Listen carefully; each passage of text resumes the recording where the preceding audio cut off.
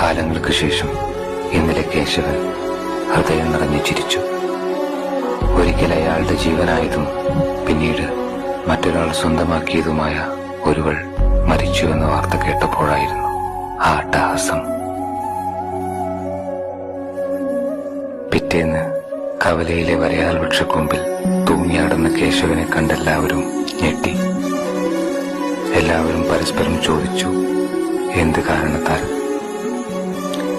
ഒടുവിൽ കെട്ടറുത്തിറക്കിയപ്പോൾ കീശയിലൊരു ചെറുകുറിപ്പ്. പിരിയാൻ നേരം അടുത്ത ജന്മം എനിക്ക് നൽകാമെന്ന് രാഗിണി വാക്ക് തന്നതാണ്. ഇനിയും കാത്തിരിക്കാൻ വയ്യ. എന്നെ സ്നേഹിച്ചിരുന്നവരെ മാപ്പ്. എനിക്ക് അവളൊരു ഭ്രാന്തായിരുന്നില്ലെങ്കിൽ ഉറപ്പായി ഞാൻ നിങ്ങളെ വിട്ടു പോവില്ലായിരുന്നു.